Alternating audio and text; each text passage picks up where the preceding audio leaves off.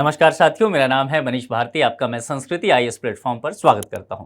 साथियों, युद्ध में किसी की जीत या हार नहीं होती, युद्ध में केवल बर्बादी होती है। और हाल फिलहाल में अगर आप देखेंगे कि दुनिया भर में कहां-कहां युद्ध छिड़ा हुआ है, जैसे कि रूस और यूक्रेन में पिछले तकरीबन 1.5-2 साल से वहां पर युद्ध चल रहा है। इसके अलावा अगर आप देखेंगे इजराइल और हमास में लगातार जो है वहां पर दोनों के बीच संघर्ष देखा जा रहा है।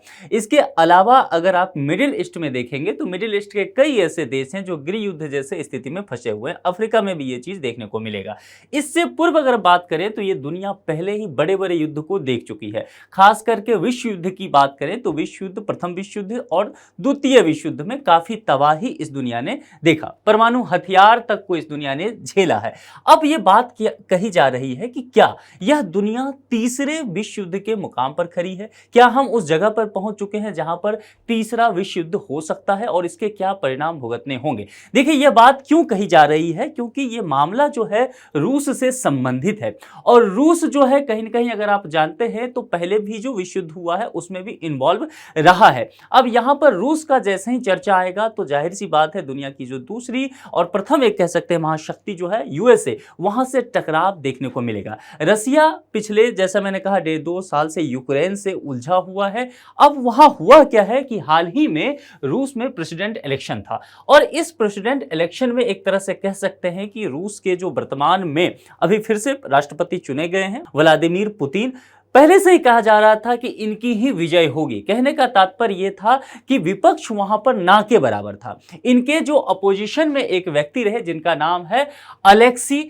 नेवेल्बी, उनकी मृत्यु हो जाती है पिछले कुछ समय में। आपने देखा होगा इस खबर को। तो अलेक्सी के बारे में कहा जा रहा था कि वे इनके धूर विरोधी रहे थे। पहले उन्होंने इन पर बहुत सारे भ्रष्टाचार के आरोप लगाए। फिर अलेक्सी को अचानक से देखा गया कि जेल में बंद कर दिया गया सत्ता के द्वारा। फिर जो साइबेरिया वाला पोर्शन है रसिया का, वहां जेल में उनको शिफ्ट कर दिया गया जहां पर -8 डिग्री तक टेम्परेचर रहा। फिर अचानक से खबर आई कि उनकी जेल में ही मृत्यु हो गई। ठीक है, इसके बाद रूस के बहुत सारे लोग जो है सड़कों पर उतर आए उनको श्रद्धांजलि देने के लिए। कुछ ही दिन बाद वहां पर चुनाव होता है और चुनाव में भारी बहुमत से जीत हो जाती है पुतिन साहब की। ठीक है, देखिए, क्या तीसरे विश्व युद्ध से एक कदम दूर है दुनिया? अब यह बात क्यों कही जा रही है उसी मुद्दे पर मैं आपको लाना चाह रहा हूं। देखिए, हाल ही में जब ये प्रेसिडेंट इलेक्शन जीते हैं, अब ये 2030 तक वहां पर रूस में प्रेसिडेंट बने रहेंगे। अब इन्होंने जब प्रेसिडेंट इलेक्शन जीत लिया उसके बाद इन्होंने अपना पहला स्पीच दिया और इस स्पीच में उन्होंने कुछ ऐसी बातें कही है जिससे निश्चित तौर पर पूरी दुनिया जो है युद्ध के मुकाम पर अब खड़ी होगी। देखिए, Russia NATO one step away from a full scale world war 3, Putin wants the west. अब यहां पर 2-3 बातें हैं। कहते हैं ना, शब्द को सही से टटोलिए, वहां बहुत कुछ छिपा होता है। देखिए, सबसे पहले यहां पर लिखा गया है Russia NATO one step away from full scale की बात की गई है। यानी कि कहने की इस बात यहां पर है कि नाटो और रसिया के बीच पहले से ही गतिरोध जारी है। इससे पहले भी कोल्ड वार की स्थिति देखा गया। ठीक है, कोल्ड वार द्वितीय विश्व युद्ध के बाद ही शुरू हो गया था और तकरीबन जब तक सोवियत संघ का विघटन नहीं हो गया 90 के दशक में, तब तक शीत युद्ध का दौर चलता रहा और शीत युद्ध में 2 धुरी बन गया। एक जो यूएसए के साथ हो गया और एक आप जानते हैं यूएसएसआर के साथ, ये रसिया, जिसको आज हम रूस कहते हैं, जो रसिया वाला पोर्शन है। ठीक है, तो ये मुद्दा वहां से चलता रहा। लेकिन हाल फिलहाल में क्या देखा गया है, जब से यूक्रेन वाला मामला शुरू हो गया है, नाटो संगठन जो है, नाटो क्या है, एक संगठन है जिसकी अगुवाई कौन करता है, यूएसए करता है। ठीक है, और ये एक सैन्य संगठन है। ठीक है, तो यूक्रेन चाह रहा था कि नाटो की सदस्यता लेना, लगातार यूक्रेन इसकी कोशिश कर रहा था और रसिया उसका विरोध कर रहा था। इसी चीज को देखते हुए रूस और यूक्रेन में मामला छिड़ गया है, जो कि अभी तक जारी है। इस पर हम विस्तार से चर्चा कर लेंगे। तो कुल मिलाकर के यहां पर जो बातें हैं कि यहां पर कहा जा रहा है कि फुल स्केल वॉर हो सकता है और यह युद्ध इतना व्यापक होगा कि यह तृतीय विश्व युद्ध की शक्ल ले सकता है। और इसको लेकर के पुतिन साहब ने जो पश्चिमी देश है उसको चेतावनी दी है कि आप अभी से संभल जाइए, मेरे पास जो है एटॉमिक वेपन्स भी है, हम उसका भी इस्तेमाल कर सकते हैं। क्या कहा है पुतिन ने, हम उस पर चर्चा कर लेंगे। चलिए आगे देखिए, जैसा कि मैंने कहा कि रिकॉर्ड जीत हुई है, और रिकॉर्ड जीत जो है अगर इसकी परसेंटेज की मैं आपको बात कहूं तो आप ये समझ लीजिए कि इनका जो जीत है यह अपने आप में रसिया के इतिहास में कहा जाता है कि अब तक का सबसे बड़ा जीत इनका माना जाता है। और अगर परसेंटेज बताऊं तो 87.8% इनको वोट मिला है इस इलेक्शन में, यानी कि जब से आप कह सकते हैं सोवियत संघ का विघटन हुआ है, पोस्ट सोवियत हिस्ट्री, तब से ये हाईएस्ट रिजल्ट रहा है वहां पर। इसका एक कारण माना जाता है कि वहां कहा गया कि ये जो पूरा इलेक्शन हुआ है, वेस्ट कंट्री का मानना है कि ये इलेक्शन पूरी तरह से जो है एक धांधली हुई है, निष्पक्ष चुनाव नहीं हुआ है, स्वतंत्र चुनाव नहीं हुआ है। इस बात को वेस्ट पूरा कहता रहा, चाहे वो जर्मनी हो, चाहे फ्रांस हो, ब्रिटेन हो, यूएसए हो, कनाडा हो, सबका यही मानना रहा है इस चीज को लेकर के।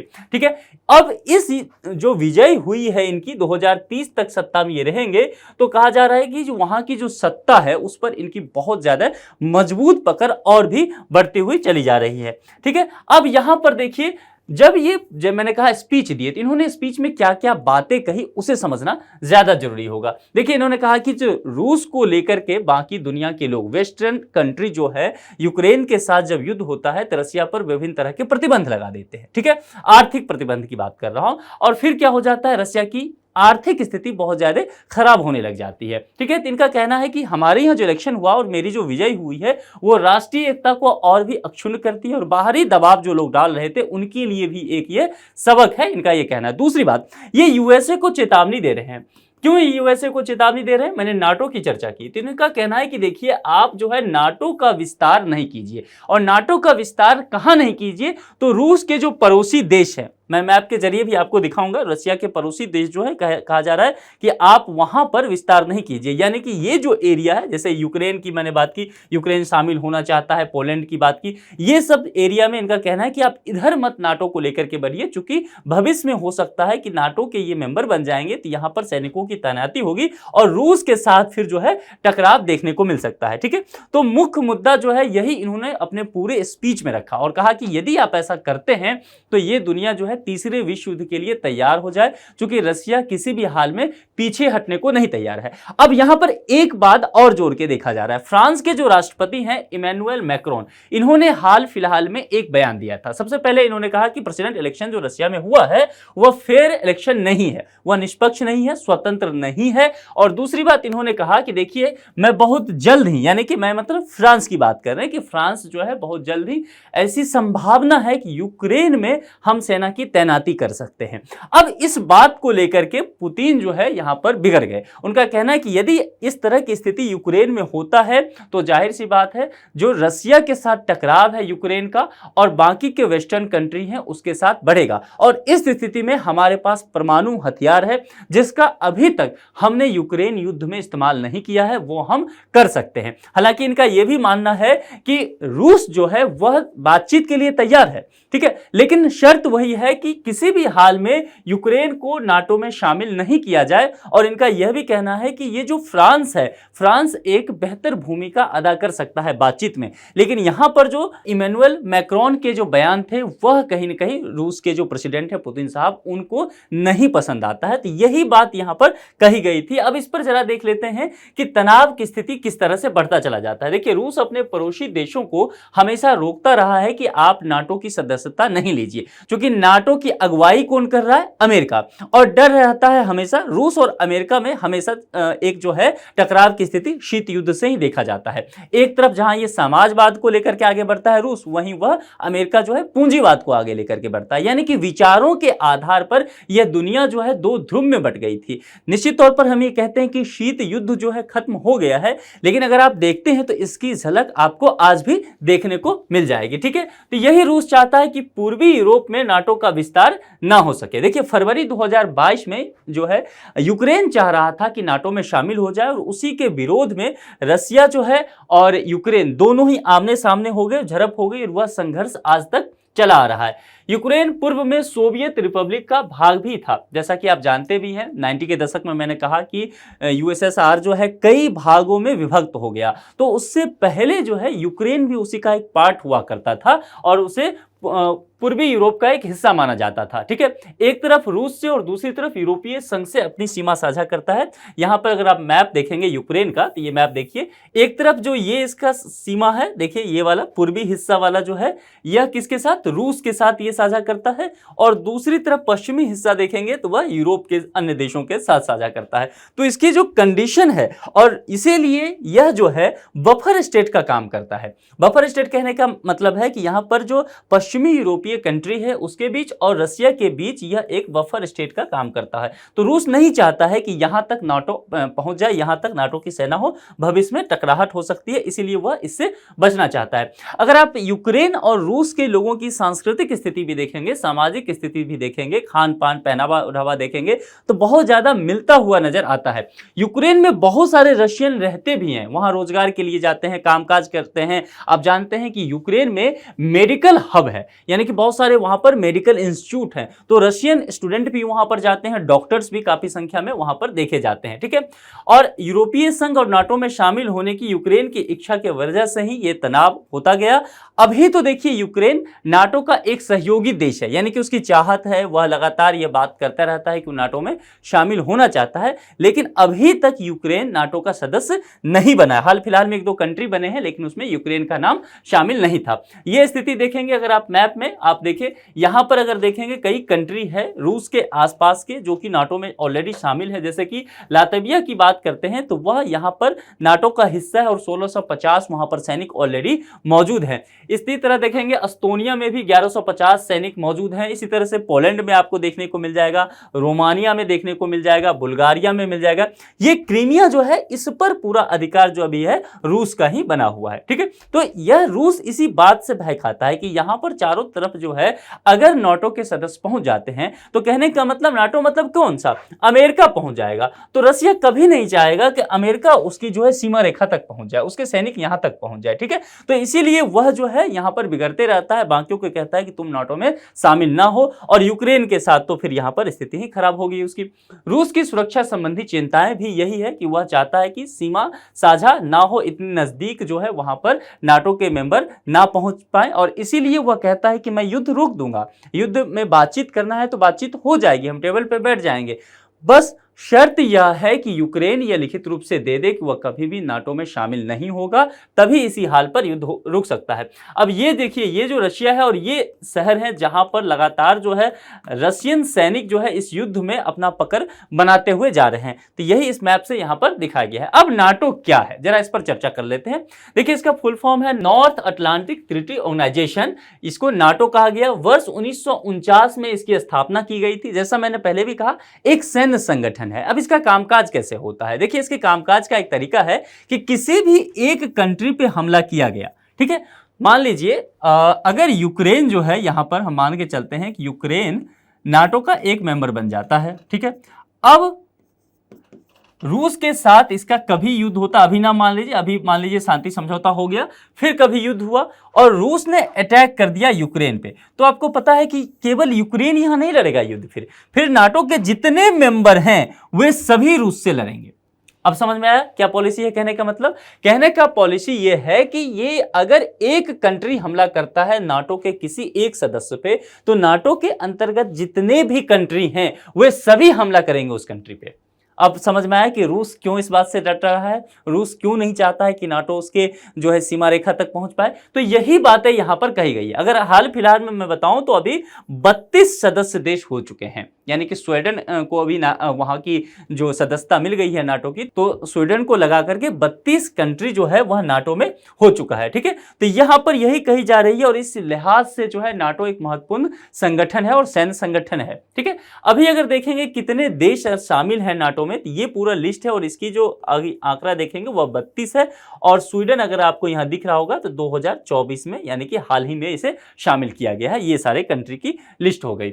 अब इसका वैश्विक प्रभाव क्या पड़ेगा, यदि विश्व युद्ध हो जाता है तो इसका वैश्विक प्रभाव क्या पड़ेगा पूरी दुनिया पे। देखिए, चूंकि यहां पर एक बात समझना है कि रूस के पास भी परमाणु हथियार है, ठीक है, तो रूस भी परमाणु शक्ति संपन्न राष्ट्र है, और नाटो में बहुत सारे कंट्री जो हैं उसके पास ऑलरेडी परमाणु हथियार है। इस स्थिति में क्या होगा, यदि दो परमाणु संपन्न गुट आपस में टकराते हैं तो जाहिर सी बात है ये पूरी दुनिया जो है पूरी तरह से तहस नहस होने में ज्यादा वक्त नहीं लगेगा। और उस स्थिति में क्या हो सकता है, सामाजिक सांस्कृतिक स्थिति तो चरमरा ही जाएगी, लेकिन जो आर्थिक स्थिति है, पूरी वैश्विक अर्थव्यवस्था की बात जो की जाती है, शेयर मार्केट की बात की जाती है, आयात निर्यात की जो बात होगी, वह सब पूरी तरह से यहां खत्म होता हुआ नजर आएगा। और आर्थिक मंदी, जैसे अभी देखिए रूस और यूक्रेन में युद्ध चल रहा है, तो जाहिर सी बात है पूरी दुनिया वैसे भी आर्थिक मंदी के दौर से गुजर रही है। 2023 का साल बीता, 2023 के साल को आर्थिक मंदी का साल कहा जा गया, ठीक है। भारत जैसे देशों की जो विकासशील देश हैं उसकी अर्थव्यवस्था थोड़ी सी अच्छी रही, लेकिन अन्य देशों की देखेंगे तो उसकी अर्थव्यवस्था बहुत बेहतर परफॉर्म करते हुए नहीं नजर आई थी। तो यहां पर अगर इस तरह की स्थिति होता है तो आर्थिक मंदी आने की संभावना और अधिक बढ़ जाएगा। यदि ग्रोथ रेट की बात करें, ओवरऑल सबसे पहले ग्रोथ रेट देखते हैं और ये रियल जीडीपी के आधार पर देखते हैं, ठीक है, परसेंटेज चेंज कैसे हो रहा है। देखिए 2023 में अगर आप वर्ल्ड लेवल पर देखेंगे रियल जीडीपी ग्रोथ तो 3.1 था, 2024 में भी 3.1 का इसमें अनुमान लगाया गया है, यह अनुमानित है। अब एक चीज देख लीजिए, यहां पर यह बढ़ता हुआ नहीं नजर आ रहा है, ठीक है। अगर बढ़ता हुआ नजर आता तो हम मानते कि अच्छा था, वैसे भी अगर ओवरऑल देखेंगे ग्रोथ रेट तो यह बहुत अच्छा नहीं माना जाएगा। इसकी वजह क्या हो सकता है, निश्चित तौर पर युद्ध है। एक तो जो कई जैसे मैंने कहा कि इजराइल और हमास एक तरह से उलझा हुआ है, मिडिल ईस्ट की बहुत सारी समस्याएं हैं, ट्रेड वार एक तरह से समस्या है जो चाइना के साथ यूएसए का लगातार चलता रहता है, उसके बाद यूक्रेन रशिया का मामला है। तो इस तरह से कई ऐसे देश हैं जहां पर राजनीतिक अस्थिरता बनी हुई है। इन सभी वजहों से 2024 में बताया गया है कि रियल जीडीपी ग्रोथ जो वर्ल्ड वाइड होने वाला है वह बहुत बेहतर नहीं रहेगा और 2023 के मुकाबले उसमें कुछ ज्यादा सुधार देखने को नहीं मिलेगा, वह 3.1 पे ही रहने वाला है। 2025 की बात करें तो देखिए यह भी संभावना बहुत अच्छी नहीं बताई जा रही है।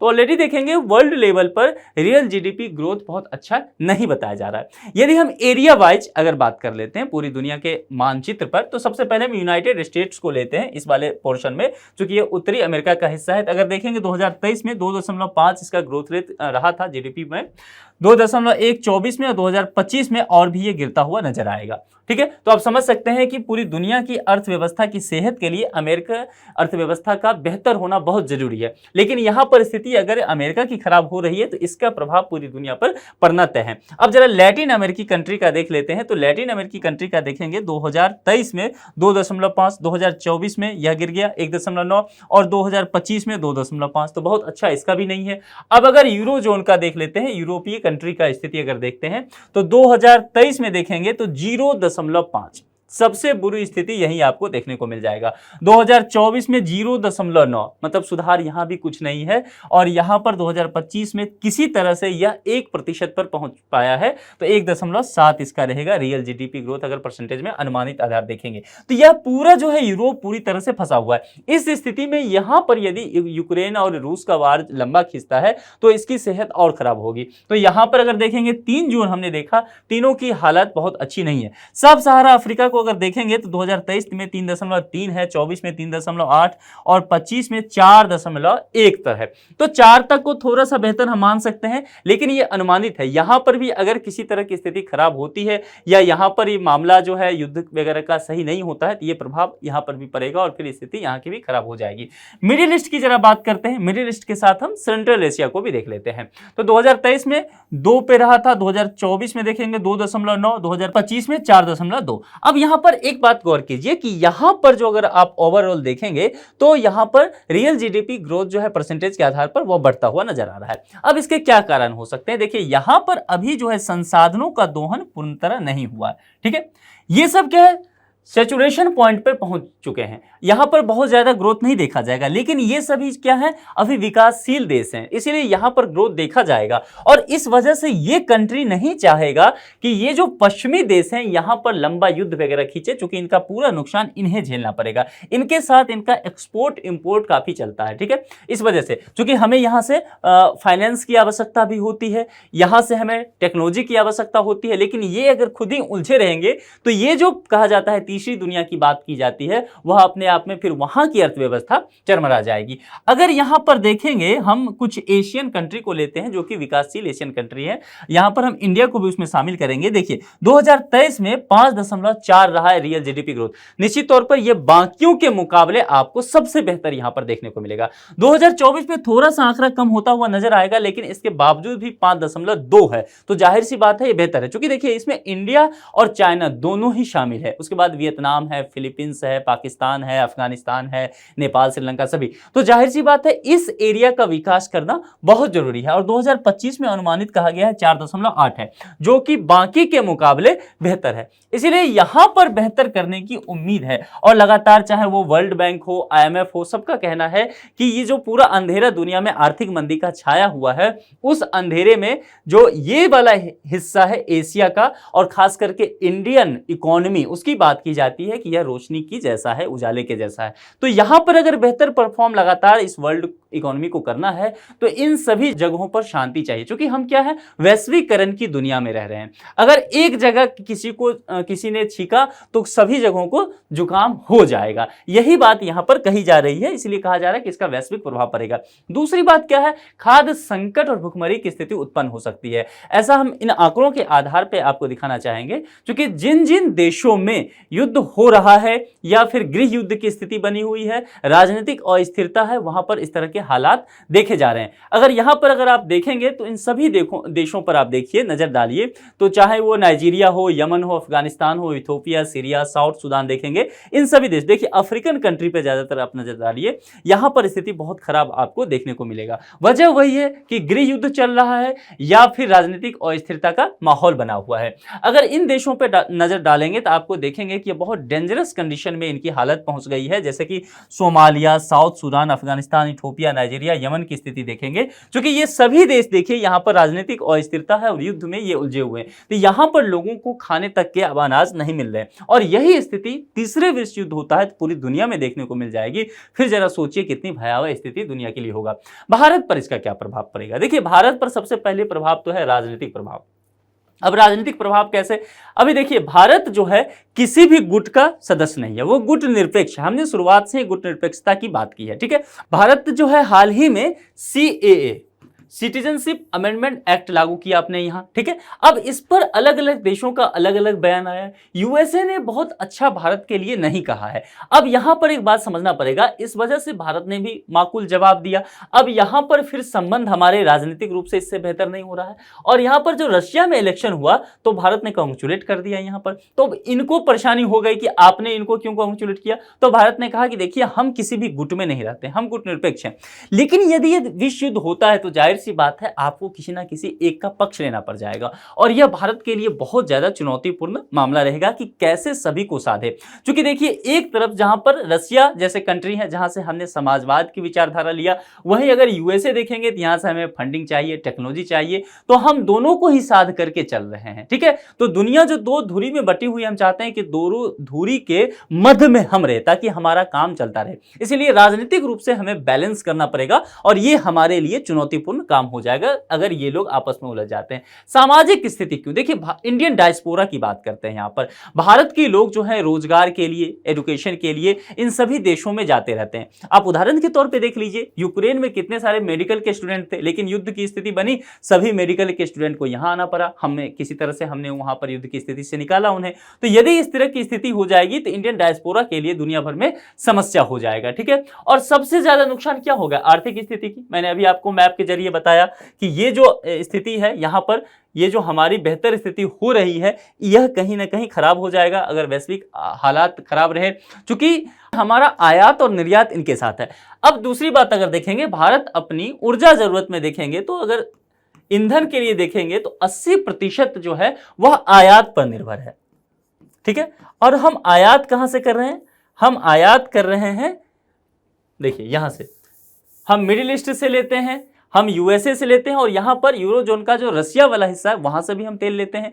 अगर आप देखेंगे यूक्रेन युद्ध के बाद प्रतिबंध लग गया रसिया पर, पूरे वेस्टर्न कंट्री ने लगाया, लेकिन फिर भी हम वहां से तेल की खरीदारी कर रहे थे। तो जाहिर सी बात है अगर युद्ध उलझ जाता है ये सारे कंट्री, तो हमारी जो ऊर्जा जरूरत है वह संकट में आ जाएगा और फिर पूरी अर्थव्यवस्था जो है वह चरमरा जाएगी हमारी। तो ये हमारे लिए ज्यादा नुकसानदेह हो सकता है। अब ठीक है, भारत लगातार चाह रहा है कि वह विकासशील देशों से निकलकर विकसित देशों की श्रेणी में आ जाए। हमारे प्रधानमंत्री नरेंद्र मोदी साहब कहते रहते हैं कि आजादी का जब 100 साल पूरेगा 2047 तक, तब तक भारत को एक विकसित राष्ट्र बना देना है। तो इसकी जो महत्वाकांक्षा हमारे यहाँ झलकती है, हमने जो संकल्पना सोच कर रखा है वह कहीं ना कहीं धूमिल हो जाएगा, कमजोर हो जाएगा। और भारत की विदेश नीति की मैंने पहले ही चर्चा कर दिया कि हम जो गुटनिरपेक्ष आंदोलन को लेकर के बात करते रहते हैं, हमें फिर किसी न किसी गुट में जाना पड़ेगा और वो भारत के लिहाज से बेहतर नहीं होगा। अब यहाँ पर भारत की स्थिति देखते हैं इसमें जीडीपी ग्रोथ में कि किस किस कंट्री के साथ क्या रहा है। देखिए, India emerges as the fastest growing economy in the world. अब अगर देखिए साउथ अफ्रीका की स्थिति, यूएसए की स्थिति देखिए, फ्रांस 2.6% रहा है। वहीं इंडिया का देखेंगे अगर ग्रोथ रेट तो आपको 7.2% आपको देखने को मिल जाएगा। इस लिहाज से सबसे बेहतर जो है इंडिया रहा है। लेकिन युद्ध की स्थिति बनता है तो जाहिर सी बात है इसका प्रभाव हम पर भी पड़ेगा। और वही बात जो मैंने कहा कि 2047 तक हम अगर इस रफ्तार से चलते रहे तो जाहिर सी बात है विकसित राष्ट्र बन सकते हैं। लेकिन युद्ध वगैरह की स्थिति उलझती है तब हमारे लिए मुश्किल हो जाएगा। यह चीज दिखाता है कि हमारा एक्सपोर्ट किस किस देशों में हो रहा है। अगर आप देखेंगे जितने भी आपको यहां पर कंट्री देखने को मिल जाएंगे, खास करके जिनकी अर्थव्यवस्था बेहतर कुछ कर रही है, उसके साथ हमारा व्यापारिक संबंध है। इसलिए अगर आप देखेंगे उत्तरी अमेरिका के साथ, लैटिन अमेरिका के साथ, यूरोप के साथ देखिए, चाहे आप अफ्रीका के साथ देखिए, आप चाहे आप रशिया के साथ देख लीजिए, चाइना के साथ देख लीजिए, ऑस्ट्रेलिया के साथ देख लीजिए, हमारा सभी के साथ जो है व्यापारिक संबंध है। तो हम नहीं चाहेंगे कि ये सभी कंट्री जो है किसी भी प्रकार से युद्ध में उलझे हुए रह जाएं। ठीक है, तो ओवरऑल आपको ये समझना पड़ेगा इस डिबेट को कि किसी भी हालात में यह स्थिति और भी बुरा होता है तो भारत के लिए तो बुरा है ही, वैश्विक अर्थव्यवस्था के लिए भी बहुत ज्यादा बुरा हो जाएगा। तो इस पर देखिए भी बहुत सारे आर्टिकल आएंगे। और चूंकि दोबारा से ये फिर से प्रेसिडेंट जीते हैं पुतिन साहब, 2030 तक रहेंगे। अभी यूक्रेन युद्ध चल रहा है, फ्रांस ने कुछ इस तरह का स्टेटमेंट दे दिया है कि वहां पर यूक्रेन में सेना की तैनाती करेंगे, तो जाहिर सी बात है स्थिति खराब हो सकती है। इसीलिए लगातार आपको न्यूज़पेपर में जो आर्टिकल आए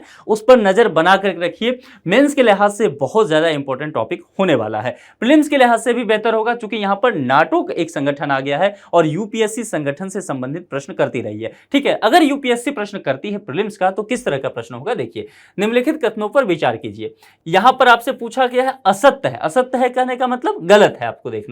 नाटो संगठन की शुरुआत 12 देशों के एक सैन्य संगठन के रूप में हुई।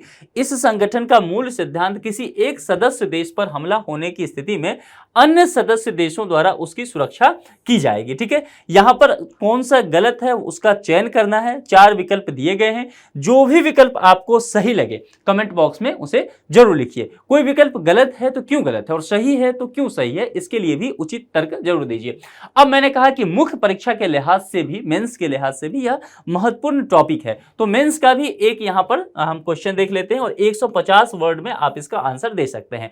रूस नाटो देशों के मध्य बढ़ते गतिरोध को कम करने में भारत की सकारात्मक भूमिका पर चर्चा कीजिए। सबसे पहले आप युद्ध वगैरह की स्थिति बताइए, ठीक है, और जिससे उससे क्या क्या नुकसान हो सकता है, ठीक है, और भारत की क्या भूमिका हो सकती है, भारत पर क्या नुकसान हो सकता है और भारत की भूमिका क्या हो सकती है, कैसे रोका जा सकता है। आप करंट में भी चर्चा कर सकते हैं कि बातें अभी चल रही थी कि प्राइम मिनिस्टर जो है जब यूक्रेन और रूस का युद्ध चल रहा था किस तरह से वहां पर वो कोशिश किए कि परमाणु हथियार का इस्तेमाल ना हो। इन सब चीजों की भी चर्चा की जा सकती है। ठीक है, तो इस टॉपिक पर पूरे विस्तार से हमने बात कर ली है, लेकिन फिर भी आपसे वही गुजारिश है कि आर्टिकल पे नजर बना करके रखिए। इस लेक्चर में इतना ही रखते हैं, किसी दूसरे लेक्चर में किसी दूसरे मुद्दे के साथ आपसे मुलाकात होगी। अपना बेहद ख्याल रखिए। Thank you.